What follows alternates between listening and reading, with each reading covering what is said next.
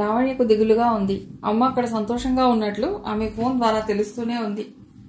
ఏ కళ్ళనున్నారో తమ అత్తమామలు కూడా అమ్మ చేసిన ఈ పనిని విమర్శించారే గాని తనని సాధించటం లేదు. ఆ ఇంట్లో చాలా కాలానికి పుట్టిన పాపాయితోనే రోజులు ఆనందంగా గడిచిపోతున్నాయి వాళ్ళకి. తొలి రోజుల్లో తాను కూడా ఆ పసిపాపతో ఆడుకుంటూ తన దిగుల్ని మర్చిపోయింది. కానీ ఇప్పుడెందుకో అంతా బాగున్నాక ఒక రకం భయం, దిగులు తనని చుట్టేస్తున్నాయి. పైగా ఎంత నిగ్రహించుకున్నా ఏడుపు పెళ్లగించుకుని వస్తోంది. ఆమెకు అర్థం కాలేదు గాని ఎన్నో ఏళ్లుగా సమస్యలతో, బాధలతో, బిడ్డలు లేరనే అసంతృప్తితో ఆమె నరాలు బాగా స్ట్రెస్కి గురయ్యాయి. దాని ప్రభావం ఇప్పుడు బయటపడి ఆమెను డిప్రెషన్లోకి నెట్టింది. అమ్మకి ఫోన్ చేసి ఓదార్పు పొందాలనిపించినా ఇప్పుడిప్పుడే సంతోషంగా ఉన్న అమ్మను తన సమస్యలతో వేధించదలుచుకోలేదు లావణ్య. ఆమెకి మానసిక జబ్బే కాని పిచ్చి కాదు కదా వివేకాన్ని కోల్పోవటానికి. లావణ్య ఏడ్చి భారం దింపుకోవాలనుకుంది. రూంలోకి వెళ్లి కళ్ళు మూసుకుని కాళ్ళు ముడుచుకుని మిట్ట మధ్యాహ్నం వేళ గోడవైపుకు తిరిగి పడుకుంది లావణ్య. కాసేపు కన్ను ముద్దామని వచ్చిన పరంధ భార్య వెక్కిళ్లకు ఉలిక్కిపడి ఆమెను కదిపాడు. ఏమైంది లావణ్య? ఏమీ కాలేదు, ఊరికే ఎందుకో ఏడుపు వస్తోంది అని లేచి కూర్చుని కళ్ళు తుడుచుకుని అంది లావణ్య. ఫోన్ చేశారా? చేశానన్నట్లు తలూపి నువ్వు చేశావా అన్నాడు పరంధ. లేదు, వెళతాను. పద, ఇక నుండి ఇద్దరం కలిసే భోజనం చేద్దాం. ఈ మధ్యన ఆరోగ్యం బాగున్నట్లు లేదు. ఆ చిన్న ఓదార్పుకే ఆమె మనస్సు తేలిక పడింది. సింధు, ఎందుకలా ఉన్నావు? తల మీద చేయి వేసి అడిగాడు చాణక్య. ఆ స్పర్శ సింధుకి కొంత ఉపశమనాన్ని ఇచ్చింది. ఒక తండ్రి ఇచ్చే ఆదర్శ స్పర్శ అనిపించింది. మీకో విషయం చెప్పాలి. టెన్షన్ తట్టుకోలేక ఇప్పటికిప్పుడే చెప్పేయటానికి నిశ్చయించుకుంది సింధు. చెప్పు అడిగాడు క్యాజువల్గా చాణక్య. నాకేం చేయాలో తోచటం లేదు అంటూ మొదలుపెట్టి మొత్తం చెప్పేసింది సింధూర. నందగోపాల్ అవునంటాడో కాదంటాడో తెలియదు గాని అతడితో పరిచయం అయ్యాక చాణక్య ప్రేమ గిల్టీగా అనిపించసాగింది ఆమెకు. అయినా అతడంటే ఆమెకి భక్తి ఉంది, గౌరవం ఉంది, ఇష్టం ఉంది. కానీ ఆ ఇష్టానికి నిర్వచనం తెలియక చాలా తప్పు చేసింది. ఇప్పుడు తెలుసుకుని ఏం లాభం? చాణక్యకి జీవితంలో ఎదుర్కొంటానని అనుకోని షాక్ ఇది. తను ఆమెని వదిలివేయాల్సిన పరిస్థితి వస్తుందని అనుకున్నాడు గాని సింధు నోటి వెంట ఇలాంటివి వినవలసి వస్తుందని అనుకోలేదు. అతడి ఈగో దెబ్బతింది. ఇద్దరి మధ్య క్షణకాలం మౌనం తర్వాత చాణక్య అన్నాడు, ఇదంతా నాతో చెప్పేయడంలో నీ ఉద్దేశం ఏమిటి? నేను చాలా తప్పు చేశాను. మేడంని చాలా క్షోభ పెట్టాను. ఆ విషయం ముందు తెలీదా నీకు? అనుకోకుండా ఎదురైన అవమానంతో కాస్త కోపంగా అన్నాడు చాణక్య. తెలుసు, ఆమె నిదానంగా మారతారనుకున్నాను. మీరు నన్ను పెళ్లి చేసుకుంటారని అనుకున్నాను. భార్యాభర్తల విషయంలో ఒక మనిషి ఒకరికే సొంతం కావాలనే విషయం నాకు అప్పుడు తెలియలేదు చెప్పుకుపోతోంది సింధు. ఇప్పుడెలా తెలిసిందో? నందగోపాల్ చెప్పాడా? వ్యంగ్యంగా అంటున్న చాణక్య వైపు తిరస్కారంగా చూసింది సింధు. కాదు, నా కథ విన్నాక అతడు నన్ను చేసుకుంటారనే నమ్మకం నాకు లేదు. కానీ అతడికి థ్యాంక్స్ చెప్పుకోవాలి. నేనేం తప్పు చేశానో నాకు తెలియజెప్పాడు. అంటే నలుగురి దృష్టిలో మీ జీవితంలో నా స్థానం ఏమిటో, ఈ సమాజంలో నాకెంత గౌరవం ఉందో నాకు అర్థమైంది అతడి పరిచయం అయ్యాకే. ఒకరు చెప్తే తెలుసుకోలేనంత తెలివి తక్కువదానివా నువ్వు? అవును, ఈ జ్ఞానం అప్పుడే ఉంటే సర్వం కోల్పోయేదాన్ని కాదు. సర్వం అంటే నేను నిన్ను బాగా చూడలేదా? మీరు నన్ను ఎంతో బాగా చూశారు, కానీ నాకే అర్థం కాలేదు. నాకు కావాల్సింది అది కాదని. మరి ఇంకేం కావాలో? నాకంటూ ఒక సొంత తోడు, అతడు నా కొరకు ఏదైనా చేస్తాడనే ధైర్యం. ఇప్పుడు సింధులో మొదట ఉన్న భయం లేదు, టెన్షన్ లేదు, దిగులు లేదు. చాలా మొండిగా అతడిని ఎదుర్కొంది. చాణక్య ఈగో దెబ్బతింది. అయితే చెప్పు, ఏం నిర్ణయించుకున్నావు? విసురుగా అడిగినా అతడికి ఓ పక్క రిలీఫ్గా ఉంది. కొంతకాలంగా సింధు అతడి మనసులో నుండి మసకబారిపోతోంది. కనీసం ఈ విషయం ప్రాణస్నేహితుడైన బాలుకి చెప్పడానికి కూడా మొహం చెల్లటం లేదు. అలాంటి సమయంలో తాను తిరస్కరించకముందే సింధుర తనని రిలీజ్ చేస్తోంది. దీని అవకాశంగా తను ఎందుకు తీసుకోకూడదు? నా తప్పు నన్నే దిద్దుకోనివ్వండి. నేను అమ్మ దగ్గరికి వెళ్ళిపోతాను. కాదనకండి ప్లీజ్. కాస్త తగ్గి అంది సింధు. ఆమెకి తెలుసు ఈ తప్పులో ఇద్దరికీ భాగం ఉందని. సరే, నీ ఇష్టం. నేనెవరిని కాదనటానికి? అతడు లేచి నిల్చున్నాడు. వాకిట్లోకి వచ్చేశాడు. మాస్టారు, కొద్దిగా ఆగండి. ఆమె నడిచి అతడి వెనుకగా వచ్చింది. మీకు ఇప్పుడు అర్థమయ్యే ఉంటుంది మన మధ్య బంధం ఎంత బలహీనమైందో. అతడు వెనక్కి తిరిగాడు. కోపం నటిస్తూ అన్నాడు, నేను నిన్ను కాదన్నానా? నువ్వేగా నన్ను కాదంటున్నావు. పేలవంగా నవ్వింది సింధు. ఇదే మాట నేనన్నట్లే మేడం మీతో అంటే ఇంత సులభంగా వదిలేస్తారా మీరు? ఉలిక్కిపడ్డాడు చాణక్య. గతంలోకి తొంగి చూసుకున్నాడు.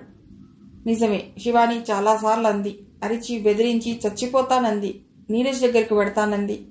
చెప్పా పెట్టకుండా ఎక్కడికైనా పారిపోతానంది. అప్పుడు ఈ పర్మిషన్ ఇచ్చాడా తను? ఇవ్వలేదు. బతిమాలుకున్నాడు. తను మారిపోతానని అబద్ధపు సెక్యూరిటీని ఇచ్చాడు. ఆమె లేందే బతకలేనని, ఇక ముందు ఎప్పుడు ఇలా చేయనని నిజాయితీ లేని మాటలు చెప్పాడు. మొత్తానికి ఆమెని మిగిల్చుకోవటానికే చూశాడు. సింధు అన్నట్లు తనకి శివానికి మధ్య ఉన్న బంధం సంఘపరమైంది. మాంగళ్యంతో ముడిపడింది. ఇద్దరికీ సంబంధించిన పిల్లలు అనే పెద్ద ఆస్తికి అల్లుకుంది. ఏది ఏమైనా సింధునే తనని విముక్తుడి చేసింది. చిత్రంగా దెబ్బతిన్న అతడి ఇగో స్థానంలో రిలీఫ్ వచ్చింది. సరే, నువ్వు ఎక్కడున్నా సుఖంగా ఉండు అని చెప్పి ఇంటికొచ్చిన చాణక్య భార్యను ఆశ్రమం నుండి ఎలా తీసుకురావాలనే ఆలోచనలో పడ్డాడు. సింధుకి ఆ రాత్రంతా నిద్రపట్టలేదు. ఎంత విదిలించుకుంటున్నా కొమ్ముకొస్తున్న దిగులు. తన జీవితాన్ని తానే నాశనం చేసుకుంది. ఆ భావం చిక్కబడి తేటగడుతున్న దిగులు. ఒక్క క్షణంలో చాణక్యను వదులుకోగలిగినంత ఒకనాటి ఆకర్షణను ప్రేమగా భావించిన తన తెలివితక్కువతనాన్ని ఎత్తి చూపిస్తున్న దిగులు. ముందు చూపు లేకుండా దొరికిన జీవితాన్ని అనుభవించేశాక ఇప్పుడు పశ్చాత్తాప వెల్లువతో మొలకెత్తి మానవుతున్న దిగులు. పక్కవాళ్ల జీవితాల్లో నుండి పాఠాలు నేర్చుకోకుండా తన జీవితం తనకు పాఠం నేర్పాకే కళ్ళు తెరిచిన తనను శపిస్తూ కళ్ళు మూసుకున్న రెప్పల వెనుక దాగి ప్రశ్నిస్తున్న మెదడును అవిశ్రాంతంగా ఉంచుతున్న దిగులు. కాటుక లాంటి దిగులు. నిద్ర రాక పడక మీద దొరుకుతున్న సింధు కాలింగ్ బెల్ మోతకు ఉలిక్కి పడింది. ఎర్రబడిన కళ్ళు వాల్ క్లాక్ వంక చూశాయి. అప్పుడే 8 అయిపోయిందా? అయినా ఇంత పొద్దున్నే ఎవరొస్తారు? చాణక్య మాస్టారు కాదు కదా. క్షణం భయం, వెంటనే తెగించిన ధైర్యం. ఆయనకు చెప్పేయాలి ఈ ఇంట్లో ఉన్న ఫర్నిచర్ తీసుకెళ్లమని.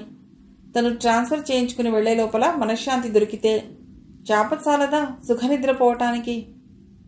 కానీ ఆమె ఊహించినట్లు బయట చాణక్య లేడు. సన్నటి వానతుంపరలో తడుస్తూ నందగోపాల్. ఆమె అనుకోలేదు అతడొస్తాడని. ఆమె గుండె వేగంగా కొట్టుకుంది. సంతోషానికి విషాదానికి కూడా గుండె ఒకేలా స్పందించటమేమిటో చిత్రం. అతడి కళ్ళు చెర్రీ పళ్ళలా ఉన్నాయి. అతడు కూడా నిద్రపోయినట్టు లేదు. పొడిబారిపోయిన నాలుకను తడిచేసుకుంది సింధు. రండి, కూర్చోండి, నేను నైటీ మార్చుకుని వస్తాను అని లోపలికి వెళ్లబోయిందామె. ఆగు సింధు, నిన్ను నేను పెళ్లి చేసుకోవటానికి నిర్ణయించుకునే వచ్చాను. నాతో పెళ్లి నీకు అభ్యంతరం లేకపోతే నైటీతోనే కూర్చో. అభ్యంతరమైతే వెళ్లి డ్రెస్ మార్చుకునిరా. ఆమె వెనకనే లోపలికి వచ్చి సోఫాలో కూర్చుంటూ కూల్గా అన్నాడు నందగోపాల్. కొద్ది రోజుల తడవులో షాక్ మీద షాక్. కొన్ని చేదువి, కొన్ని తీపివి. ఏదైనా అన్నీ ఎమోషనల్ డిస్టర్బెన్సెస్. విభ్రాంతిలో నిల్చుండిపోయింది సింధూరా. అతడికి తన లాంటి దాన్ని చేసుకోవాల్సిన అవసరం ఏమిటి? అందగాడు, పెద్ద ఉద్యోగస్తుడు, నిర్మలంగా తమని తాము అర్పించుకోగల ఎంతో మంది అమ్మాయిలు అతడి కోసం ఈ దేశంలో ఉన్నారు. లోపలికన్నా వెళ్ళు, ఇలా వచ్చైనా కూర్చో. అతడు ఆమెకి మరీ టైం ఇవ్వటం లేదు, తొందర పెడుతున్నాడు. ఆమెకి ఆశ్చర్యంగా ఉంది. అంత ఈజీగా, మొహమాటం లేకుండా, ఇంత చొరవగా అసలు ఎవరైనా ఉంటారా? 1000 జన్మలెత్తినా తను ఉండగలదా? ఆ ఆలోచనకు ఆమె తుళ్ళిపడింది. తనలో చొరవ లేదా? లేకపోతే వచ్చి రాగానే చాణక్య మాస్టారితో అంత లోతు పరిచయం ఎలా పెంచుకుంది? ఆ ఆలోచన కొన్ని వేల సూదులై, బాణాలై ఆమె గుండెల్ని గుచ్చాయి. ఎంత తప్పు చేసింది తను! నందగోపాల్తో పరిచయం కాకముందు ఈ మాట తన మనసులో కొన్ని 10,000 సార్లు మాత్రమే అనుకునుంటుంది. ఇప్పుడు ఈ కొద్ది రోజుల్లో ఎన్ని వేల సార్లు అనుకున్నదో. ఆమె ఇలా నిలబడిపోవటంతో సడలిపోయిన ధైర్యాన్ని కూడా తీసుకుంటూ అన్నాడు నందు. రా, వచ్చి కూర్చో. ఆమె బొమ్మలా నడిచొచ్చి కూర్చుంది. అసలు ఈ విషయం చెప్పు. నీకు నేనంటే ఇష్టమేనా? ఐ మీన్ ప్రేమ కాదు, మనిషి మీద కలిగే ఇష్టం గురించి అడుగుతున్నాను. ఇష్టమేనన్నట్లు తలూపింది సింధూర. అమ్మయ్య, ఇక ధైర్యంగా మాట్లాడతాను. నీకు నేనంటే ఇష్టం, నాకు నువ్వంటే ఇష్టం. ఇంకేమిటి అభ్యంతరం? 2 నిమిషాలు ఆమె మనస్సు, ఆమె పెదాలు ఆమెతో సహకరించలేదు. తర్వాత శక్తి కూడా తీసుకుంటూ అసలు నేనంటే మీకెందుకు ఇష్టం? ఇష్టం అనే దానికి నిర్వచనం చెప్తారా? అతని నుండి జవాబుకి బదులు ప్రశ్న వచ్చింది. సింధు మౌనంగా ఉండిపోయింది. సింధు, ఒక మనిషి మీద ఇష్టం కలిగిందంటే దానికి జవాబు ఉంటుంది. కానీ ఇష్టానికి జవాబు చెప్పడమే కష్టం. జవాబు కష్టం అంటున్నారు. అతడు అందించిన ఆశలో నుండి ఆనందాన్ని స్పృశిస్తూ కొద్దిగా తేలికపడిన మనస్సుతో చిన్నగా అంది సింధూర. మాటలు రావనుకున్నాను. పర్వాలేదు, నీకు వచ్చు. ఆమె అందమైన లేత పెదాల మీద చిన్న చిరునవ్వు. పర్వాలేదు, నువ్వు కూడా నవ్వగలవు. ఆమెకి చప్పున చాణక్య గుర్తుకొచ్చాడు. అతడెప్పుడూ అనేవాడు, నీ నవ్వే నన్ను పడేసింది అని. నిజమే, తనకప్పట్లో తెలియదు నవ్వు 4 విధాలా చేటని. అప్పట్లో నిష్కల్మషంగానే నవ్వింది. ఈ మధ్యకాలంలో ఆ నవ్వేది? ఆమె మనస్సుని విదిలించుకుంది. టీపాయ్ మీద పేపర్ వెయిట్ని చేతుల్లోకి తీసుకుంటూ వణుకుని ఆపుకుంటుందామె. నీ చేతులు వణుకుతున్నాయి, అది అన్యాయంగా పగిలిపోతుంది. చప్పున టేబుల్ మీద దాన్ని పెట్టేసింది సింధూర. మాటలతో ఇతన్నెవరైనా గెలవగలరా? ఇలా అందంగా మాట్లాడలేని చాణక్య తనని ఎలా గెలుచుకున్నాడు? మళ్లీ ఆమెలో చీకటి. నందగోపాల్ ఆమె ఫీలింగ్స్ని గమనించలేదు. సింధు, ఇష్టమనేది చప్పున కలిగేది. క్లాస్లో చాలామంది ఉంటారు. అందులో కొందరే మనకి స్నేహితులు అవుతారు. ఎందుకో చెప్పు? అలాంటిదే ఇది. ఇష్టం సంగతి వదిలేయండి. పెళ్లి చేసుకోవాలని ఎందుకు అనిపించిందో చెప్పండి. నేను మీకు ఎందులోనూ సరితూగను. అతడు చిలిపిగా నవ్వాడు. నీ ఎర్రటి పెదాలతో నా నల్లటి పెదాలు పోటీ పడగలవా? నీ శరీర ఛాయతో నా కృష్ణవర్ణం సరితూగుతుందా? నీ చిరునవ్వుని ఎవరైనా బీట్ చేయగలరా? నువ్వే చెప్పు. ప్లీజ్, సీరియస్గా తీసుకోండి. మధ్యలో తను ఆపింది సింధూర. ఆమెకు ఇవన్నీ ఇప్పుడు ఇలాంటి పరిస్థితుల్లో వినటం అంత ఆనందంగా లేదు. ఆ రోజుల్లో చాణక్య ఇలా పొగిడే తనని పడేశాడు. ఆ పొరపాటిక చేయకూడదు. అతడు నిజంగానే సీరియస్గా మారిపోతూ అన్నాడు. సింధు, నిన్ను తప్ప ఇంకెవ్వరినైనా పెళ్లి చేసుకోవాలనే ఊహే నువ్వు కనబడినప్పటి నుండే నాకు లేదు. కారణం నాకు తెలియదు. బహుశా నీతో అయితే నాకు, అమ్మకి జీవితం ప్రశాంతంగా గడుస్తుందనిపించి ఉండవచ్చు. ఆశ్చర్యపోయింది సింధూర. ఏ మగాడైనా ప్రేమ పాఠాలు వల్లించేటప్పుడు తల్లి ప్రసక్తి తెస్తాడా? తల్లి అసలు ఈ టైంలో గుర్తొస్తుందా? ఎంత మంచి మనస్తత్వం ఇతడిది. అతడి జీవితంలోకి వెంటనే అడుగు పెట్టేయాలనిపిస్తోంది సింధుకి. అయినా తనని తాను కంట్రోల్ చేసుకుంటూ అంది. నాతో మీ జీవితం ప్రశాంతంగా ఉంటుందనుకోవటం మీ ఊహ, అది మీ ఆశ. అది నిజం కాకపోతే? నిజం చేయటం నీ చేతుల్లోనే ఉందిగా సింధు. ఈ జవాబు కూడా ఆమెకు చాలా నచ్చింది. సింధు, పెళ్ళనేది గ్యాంబ్లింగ్ అంటారందరూ. ఇద్దరం కొద్దిగా అడ్జస్ట్ అయితే గ్యాంబ్లింగ్ ఎందుకు అవుతుంది? భయపడింది సింధు. పెళ్లికి తను ఒప్పేసుకున్నట్టే మాట్లాడుతున్నాడు తను. అతను అడగవలసిన ప్రశ్న మరొకటి తన గుండెల్లో చేరి అక్కడే అడగలేక పైకి రాలేక అల్లల్లాడుతూ ఉంది. ఇంకేమైనా ప్రశ్నలున్నాయా? ఉన్నాయి. అమ్మో, పెళ్లి చూపుల కంటే ఎక్కువగా ఉంది ఇంటర్వ్యూ. పర్వాలేదు, నాకు ధైర్యం ఉంది, అడుగు. మళ్ళా సింధు గొంతు మూగబోయింది. నేనెవరినైనా ప్రేమించాననా? నిజమే, ప్రేమించాలనుకున్నాను చాలామందిని. నిన్ను చూశాక ఎవరినీ ప్రేమించలేదని తెలిసిపోయింది. అలా అతడు అంటుంటే అతడి నైర్మల్యం ఆమెని భయపెట్టింది. పెదవి దాకా వచ్చిన ప్రశ్న అక్కడే సమాధైపోయింది. అవన్నీ కాదు. మరేమిటి? కట్నాలొద్దు, కడదాకా కలిసి కాపురం చేస్తే చాలు. నాకు పెద్ద ఆస్తులేమీ లేవు. నా గుండెల్లో ఉన్న అస్తిత్వాన్ని మాత్రం పోగొట్టుకోను. మీరు కవిత్వం చెప్తున్నారు, నాకు అర్థం కావటం లేదు. సరే, అడగాలనుకున్న ప్రశ్న అడిగే. పెదాల్ని గొంతుని తడి చేసుకున్నది సింధు. మీ అమ్మగారు? అతడు ఆమెని మధ్యలోనే ఆపేసి సీరియస్గా చెప్పాడు. మా అమ్మ మాత్రం నా ఆఖరి క్షణం దాకా నా దగ్గరే ఉండాలి. ఆమె లేనిదే నేను బతకలేను అని అనను. నేను లేనిదే అందరి అమ్మల్లాగానే మా అమ్మ కూడా బతకలేదు. సింధు, అర్థం చేసుకో. బతకలేదు అంటే ఆత్మహత్య చేసుకుంటుందని కాదు. పెళ్ళవగానే కొడుకు తల్లిని దూరం పెడితే ఆమె మనస్సు మాట ఏమిటి? ఇదంతా నాకెందుకు చెప్తున్నారు? నేను అడిగానా? ఎందుకంటే తర్వాత ఈ ప్రశ్న నీ ద్వారా రాకూడదని ముందుగానే చెప్తున్నాను అని అల్లరిగా నవ్వాడు నందు. నేను మీకు అలా అనిపిస్తున్నానా? థ్యాంక్స్ సింధు. ఎందుకు? నాకు పెళ్లి విషయంలో ఒకే ఒక భయం ఉంది.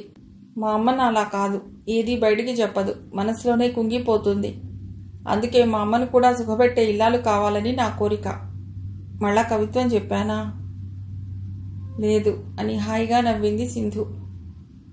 నందగోపాల్ గారు, నేను అలాంటి దానికి కాదు. నాకు పెద్దవాళ్ళంటే ఇష్టం, గౌరవం. అతడి నవ్వు అల్లరిగా ఇంకా సాగుతూనే ఉంది. ఇంకా ఏముంది చెప్పండి. అతడి అల్లరి ఆమెకు అర్థమైంది. మళ్ళా అతడే నోరు విప్పాడు. సరే, ఇక మరో ప్రశ్న సంధించు. కాసేపు హాయిగా ఉన్న సింధులో మళ్ళా దడ. ఎలా ఎలా చెప్పాలి? ఎలా అడగాలి? ఓ పని చేయి సింధు, ఇదిగో కాగితం, ఆ పెన్ను అందుకో.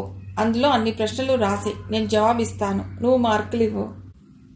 అన్ని ప్రశ్నలు లేవు, ఒకటే, అది కూడా ప్రశ్న కాదు. మరేమిటి? ఆసక్తిగా చూస్తూ అన్నాడు నందు. నా గతం, అది భవిష్యత్తులో. టెన్షన్ భరించలేని సింధు గబుక్కున అంటుంటే ఆమెని మధ్యలోనే ఆపేశాడు నందు. ప్లీజ్ సింధు, దాన్ని నువ్వు గుర్తు చేసుకోవద్దు. నువ్వు పశ్చాత్తాపడేలా నేనెప్పుడూ ప్రవర్తించను. ఈ సంభాషణ మొత్తంలో నందు చాణక్య పేరెత్తలేదు. భయపడ్డ సింధు మనస్సు క్షణంలో దూదిపింజలా మారిపోయింది. ఎంత ఉన్నతుడితడు! మీకు నాకంటే మంచి అమ్మాయి దొరుకుతుంది, నేను మనస్ఫూర్తిగా చెప్తున్నాను. అతడు లేచి నిల్చున్నాడు. ఈ నిర్ణయం నాకోసమా నీకోసమా? ఆమె విరక్తిగా నవ్వింది. పోనీ నాకోసమే అనుకుందాం. అయితే చెప్పు, ఎన్ని మార్కులు వేశావు నువ్వు నాకు? 100కి 100. అతని మొహం తేజోవంతమైంది. కానీ ఒక పక్క ఆమె తనని కాదంటుందేమోననే భయం అతడి గుండెల్లో చేరి అలజడి చేస్తూనే ఉంది. అయితే తమరు మా ఇంటి మహారాణి అయినట్లేనా? కాదు. అతడు నిరాశపడ్డాడు. అత్తయ్య మహారాణి, నేను యువరాణిని. థ్యాంక్స్ సింధు. మీరు కాదు, నేను చెప్పాలి. ఎంతోమంది మీ జీవితంలోకి రాగలిగిన వాళ్ళు ఉండగా మీరు నన్ను... ఈ ప్రశ్నకు కూడా ఆమెకి జవాబు కావాలనిపిస్తుంది. కానీ అతడు ఆమె కోరిన జవాబు చెప్పలేడు. ఉండొచ్చు, ఎందరో ఉండొచ్చు. కానీ అందులో ఒక్కరు కూడా ఈ నందు కోరిన సింధులా ఉండరు కదా. ఈ విషయం నీకు జవాబు ఇవ్వకుండా ఇంటికి వెళ్ళాక మరీ స్పష్టంగా తెలిసింది. సింధుకి ఇక ఏ జవాబు వద్దనిపించిన క్షణం అది. ఇక ఏ మాటలు దొరకని సమయం అది. అతడు ఆమె చేతిని తన చేతుల్లోకి తీసుకున్నాడు. ఆమె మనసు సంతోషంతో పులకించింది. ఇంతసేపటికి తన మనసు తెలుసుకుని తనని స్పర్శించాడతడు. మాస్టారు తన అభిప్రాయం తెలుసుకోకుండానే తన శరీరాన్ని తీసుకున్నాడు. ఇద్దరికీ ఎంత తేడా! అతడి ఉచ్ఛ్వాస నిశ్వాసల వేడి ఆమె శరీరాన్ని తాకుతుంటే ఆమెలో ఏదో వివసత్వం, ఆమె స్వేద బిందువుల్లో సైతం ఏదో పరవశం. అతడు ఇంకా మాట్లాడుతుంటే వినాలనే ఆరాటం. జీవితాంతం ఇతడే కావాలనే చిక్కటి ఆశ. ఇతడు లేనిదే తన బతుక్కో సార్థకత లేదనే నమ్మకం. హఠాత్తుగా దొరికిన ఆనందాన్ని తట్టుకోలేక లేచి నిల్చుంది సింధు. టీ తెస్తానుండండి అంది. కాదు, కాస్త స్వీట్ చేసుకురా, సెలబ్రేట్ చేసుకుందాం. అలాగే అని కిచెన్లోకి వెళ్ళి స్వీట్ తయారు చేసిన సింధుకి చాలా హాయిగా ఉంది. ఈ 2 రోజుల నుండి తెగని సమస్యతో అల్లాడిన ఆమె మనస్సు సేద తీరి తేలికబడింది. ఇప్పుడు తనలో ఈ 3 ఏళ్లుగా లేని సురక్షిత భావం, క్షణాల్లో నందు తనవాడనే నమ్మకం, 3 ఏళ్లుగా దొరకని నమ్మకం. ఇతను తన స్వంతం అనే భరోసా, భయం లేని భావ సంపద. శివాని, నాకు బొత్తిగా కనిపించటం లేదు. ఐ క్యాంప్లో నన్న ఆపరేషన్ చేయించుకోవాలి. మా అల్లుడు ఆస్తంతా కొట్టేసి 10,000 అదిగో ఇదిగో అంటున్నాడు. గద్గద కంఠంతో కాత్యాయిని రాల్చిన బాధ శివానిని తాకింది. కానీ క్యాంప్లో చేయించినా వాళ్ళిచ్చే మందులు చాలవు. ఈమెకే కాదు, ఈ హోంలో తనతో సహా చాలా మందికి క్యాట్రాక్ట్ ఉంది. ఏం మాట్లాడవు శివాని? అందరి స్థాయి ఒకటేననే భావం ఈ హోంకి ఉన్నా దీన్ని స్థాపించింది శివాని కాబట్టి అందరూ అన్నీ ఆమెకి చెప్పే చేస్తారు. అలాగే కాత్యాయిని, డబ్బు సమకూరాక చేయించుకుందు గాని. కాత్యాయిని సంతృప్తిపడి వెళ్ళినా సమస్య అలాగే ఉంది. ఇదొక్కటే కాదు, ఆ హోంలో ఆరోగ్య సమస్యలు చాలానే ఉన్నాయి. ముఖ్యంగా జాయింట్ పెయిన్స్తో చాలామంది బాధపడుతున్నారు. బీపీలు, షుగర్లు. నీరజ్ని అడిగి ఒక ఫిజియోథెరపీ యూనిట్ స్టార్ట్ చేస్తే సరోజినికి ట్రైనింగ్ ఇప్పించి బయట పేషెంట్స్ కూడా ట్రీట్మెంట్ ఇప్పించగలిగితే ఆ వచ్చే డబ్బులు ఆరోగ్యం కోసం దాచుకోవచ్చు. శివాని ఆలోచనలు తెగకముందే ఎదురుగా ఒక నీడ. 6 వైర్ బుట్టలు, 4 ఎంబ్రాయిడరీ హ్యాండ్ బ్యాగ్స్ రెడీ అయ్యాయి. ఇక వీటిని షాప్కి వేసేయొచ్చు అంటూ వచ్చి పక్కన కూర్చుంది అన్నపూర్ణ. అలాగే ప్రొవిజన్స్ కూడా కావాలి. రమేష్ని పంపిద్దాం. నీకు ఫోన్ వచ్చినట్లుందే, తీసుకున్నావా? మా అబ్బాయి కోడలు వచ్చి నన్ను తీసుకెడతారంట, ఫోన్ చేశారు అంది నిరాసక్తిగా అన్నపూర్ణ. వెళతావా? లేదు, వెళ్ళాలని లేదు. శివాని మాట్లాడలేదు. వెళ్ళడం వెళ్ళకపోవటం అనేది ఆమె ఇష్టం. నా పేరు మీద 4 ఎకరాల పొలం ఉంది. దాన్ని ఈ హోమ్కి రాసిస్తానని భయం వాళ్ళకి. పోనీ వాళ్ళకే వ్రాసి లేకపోయావా? వద్దు, ఉండని. నా ఊపిరి పొయ్యేదాకా అది నా పేరునే ఉండాలే. మనసులో నవ్వుకుంది శివాని. ఈ పిచ్చి తల్లుని ఎలా ఆడిస్తోంది మాతృబంధం. తన స్వంతమైన ఆస్తిని, తనని నిరాదరించిన పిల్లలకే ఇచ్చే ప్రేమ సంపదని ఎందుకు తృణీకరిస్తారో ఈ బిడ్డలు. సరే అయితే సరుకులు పంపించేస్తాను అని లేచి అన్నపూర్ణ వెళ్ళాక ఆ హోంలో మొదట చేరిన శివాని పెద్దమ్మ, మేనమామ భార్య, ఇంకొక వృద్ధురాలు, 3 రొప్పుతూ వచ్చి శివాని కూర్చున్న మంచం మీద కూర్చున్నారు. ఏమిటి అలా ఉన్నారు? ఆరోగ్యం బాలేదా? ఆతృతగా అడిగింది శివాని. పెద్ద జబ్బులు చేస్తే డాక్టర్లకు పే చేయగల కెపాసిటీ ఇంకా రాలేదు హోంకి. ఏమీ లేదు శివ, అందరూ పనులు చేస్తున్నారు. దండగా తిండి తింటున్నాం అనిపించి 4 రోజుల నుండి కాస్త వంట చేస్తున్నాం. నీరసంగా ఉందంతే. వద్దు పెద్దమ్మ, మీరేం చెయ్యొద్దు. మీకు పనిచేసే ఆరోగ్యం లేదు. మేమెవ్వరం మీరు భారమని అనుకోవటం లేదు. ఇంకాస్త పెద్దయితే నాకంటే చిన్నవాళ్ళు నాకు పని చేసి పెట్టరా? మీకు ముందే చెప్పాను, ఇది హాస్టల్ కాదని, ఇది ఒక కొత్త కుటుంబం అని. ఒంటరిగా ఉన్నప్పుడు 1000 రూపాయలైనా పంపేవాడు. ఇప్పుడు అది మానేశాడు అని గొణుక్కుంటున్న వాళ్ళని లేపి తీసుకెళ్లి వాళ్ళ బెడ్స్ మీద పడుకోబెట్టి మంచీళ్ళిచ్చి వస్తున్న శివాని చేతిలో ఒక ఉత్తరం పెట్టాడు పోస్ట్ మ్యాన్. అది హరిణి దగ్గర నుండి. ఉత్తరాన్ని అందుకున్న శివాని చేతివేళ్లు కొద్దిగా వణికాయి. మెల్లిగా ఉత్తరాన్ని విప్పిందామే. పిన్ని, మీ ఫ్రెండ్ రవళి ఆంటీ ఫోన్ చేసి నీ గురించి చెప్పారు. ఆవిడ దగ్గర నుండి అడ్రస్ తీసుకుని నీకు లెటర్ రాస్తున్నాను. నువ్వు బాబాయ్ కలిసి సంతోషంగా ఉండాలని కోరుకున్న మాట వాస్తవం. కానీ ఇప్పుడు నువ్వు సంతోషంగా ఉన్నావని ఆంటీ చెప్పారు. నాకు దిగులు తీరింది పిన్ని. కాలం ఒకేలా ఎలా ఉంటుంది? అది ఒక నిరంతర ప్రయాణం. మార్పులను వెతుక్కుంటూ అది సాగిపోతూనే ఉండాలి. లేకపోతే నిలువెత్తు కొండకు 6 అడుగుల మనిషికి తేడా ఏముంటుంది? మనం కన్నీళ్లను, సానుభూతిని ఆశించే దశలు దాటేశాం. మనకు కావలసింది సంతోషంగా బతకటం, బతుకులో జీవించటం. ఆ దారి నువ్వు చూపావు. ఇది భావితరాల వాళ్ళకి నువ్వు వేసిన పూలబాట అవుతుంది. నీకు నా హార్టీ కంగ్రాట్స్. నేను ఈ వార్త వినగానే నీకు ఫోన్ డయల్ చేశాను. అది డెడ్ అయింది. ఈ ఆదివారం నీ దగ్గరికి వస్తాను. హ్యాపీగా ఉన్న పిన్నిని చూడాలి నేను. నీ హరిణి. శివానీలో దడ తగ్గింది. మనస్సు చల్లబడింది. ఆ రోజు హోమ్ మెంబర్స్ అంతా ఆనందపడే సంఘటన ఒకటి జరిగింది. చీరకు స్టోన్ వర్క్ చేస్తున్న శివానికి ఒక ఉత్తరం వచ్చింది. దానిలో ఉత్తరంతో పాటు శివాని పేరు మీద 1000 రూపాయలకు డ్రాఫ్ట్ ఉంది. మేడం, మీ కృషి నాకు నచ్చింది. నేను ప్రైవేట్ కంపెనీలో చిరుద్యోగిని. నా శక్తి మేరకు 1000 రూపాయలు పంపుతున్నాను. మీ ఖర్చుల్లో ఒక చిన్న ఖర్చుకు ఉపయోగపడుతుందని భావిస్తూ చనిపోయిన మా అమ్మకి ఇస్తున్నట్లుగా సంతోషంగా ఇస్తున్నాను. స్వీకరించండి. ఇట్లు విహారి. అంతవరకు ఏ పూటకి ఆ పూట గడిచిపోతోంది గాని రేపెవరికైనా పెద్ద అనారోగ్యం సంభవిస్తే చేతిలో డబ్బు లేదు. ఆ ఉత్తరం వాళ్ళకి ఒక దారిని చూపించింది. గవర్నమెంట్ ఫండ్స్ కోసం ప్రయత్నాలు ప్రారంభమయ్యాయి. రోజు లేవటం, ఏదో పని చేయటం, ఇంత తినడం, పడుకోవటం కాకుండా భవిష్యత్తులో ఇంకా ఏదో చేయాలనే ఆత్మవిశ్వాసాన్ని వాళ్ళకి కలిగించింది ఈ ఉత్తరం. బాలు, పిల్లలకు ట్యూషన్ క్లాస్ తీసుకుంటున్న బాలసుబ్రహ్మణ్యం తలెత్తి చూశాడు. ఎదురుగా చాణక్య నిల్చున్నాడు. అతడిలో మునుపటి హుషారు లేదు. దా, లోపల కూర్చో. మీ చెల్లెమ్మతో మాట్లాడుతుండు. వీళ్ళని పంపి నేనొస్తాను. చాణక్య నీరసంగా కదిలాడు. ఎంత చెప్పినా వినకుండా శివాని వెళ్లిపోయాక చాణక్యలో రోషం వచ్చి ఆమెను బతిమాలే ప్రయత్నం ఆపేశాడు. ఒక ప్రైవేట్ స్కూల్లో టీచర్గా చేరాడు. తనకొచ్చిన పెన్షన్ బెనిఫిట్స్తో ఒక కాన్వెంట్ స్టార్ట్ చేయాలనే ఉద్దేశంతో తిరుగుతున్నాడు. అతడు సంతోషంగా లేడు. ఒక్క శివాని లేకపోవటంతో ఏదో శూన్యం, ఒంటరితనం. పైకి అలా ఉన్నాడు గాని ఏదో గిల్టీ ఫీలింగ్ అతన్ని వదలటం లేదు. తప్పు చేశానన్న భావం అతడి మనస్సుని నలిపేస్తూ ఉంది. తనే శివానిని దూరం చేసుకున్నాడనే పశ్చాత్తాపం అతడి మనశ్శాంతిని హరించేస్తోంది. అలా నిలబడిపోయిన చాణక్య దగ్గరికి వచ్చిన అరుంధతి, లోపలికి రండన్నయ్యా. మెల్లిగా వచ్చి కుర్చీలో కూర్చున్నాడు చాణక్య. బాలు కూడా ఆ పిల్లల్ని త్వరగా పంపేసి లోపలికి వచ్చాడు. అరుంధతి వంట ఇంట్లోకి వెళ్ళింది. బాలు, ఆశకు కూడా పెళ్లి చేసి పంపేశావు కదా, నీకు ఒంటరిగా అనిపించటం లేదు? టెన్షన్ నుండి బయటపడటానికి ఆ ప్రశ్నలు వేశాడు చాణక్య. లేదన్నట్లు తల అడ్డంగా ఊపాడు బాలు. ఆడపిల్లల్ని కన్నప్పుడే తెలుసు వాళ్ల పెళ్ళయ్యాక మేం ఒంటరి వాళ్లమని. అయినా ఈ రోజుల్లో మన పిల్లలు మన దగ్గర ఉండటం లేదులే. తప్పదు, కడకు మిగిలేది భార్యాభర్తే. అనాలోచితంగా అనేసి చాణక్య బాధపడ్డాడేమోనని అతడి కళ్ళలోకి చూశాడు బాలు.